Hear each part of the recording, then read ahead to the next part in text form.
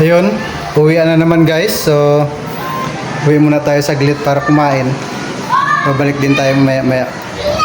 So, bago mag-alauna, kailangan nandito na rin tayo sa school. So, tara guys.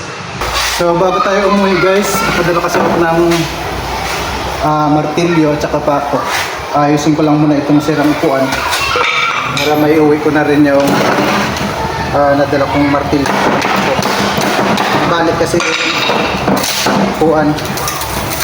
So ayusin natin to, saglit lang naman to bago tayo umuwi, diretso umuwi. So yun guys, konting repair lang naman para yung estudyante natin okay naman. May maganda siyang upuan.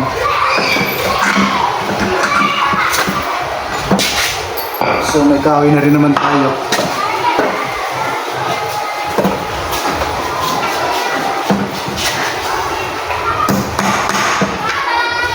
Ibabalik lang natin, papalitan natin balik.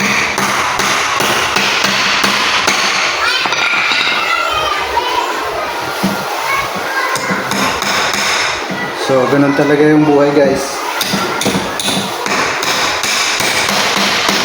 Hindi lang lahat turo. Kailangan din ng marunong ka rin ng ibang trabaho. Teacher, carpenter, joke lang po. So kailangan lang pa ayusin ito para maganda naman yung upuan ng estudyante natin.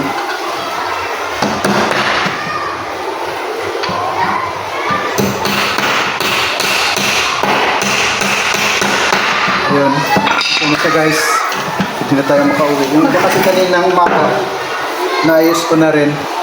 So ito, bago lang natin sa estudyante ko, nasirap na rin pala siya. Kaya yun, kailangan ayusin pa rin. Para pagbalik nila mamaya, okay naman ulit. So salamat sa pagsama guys.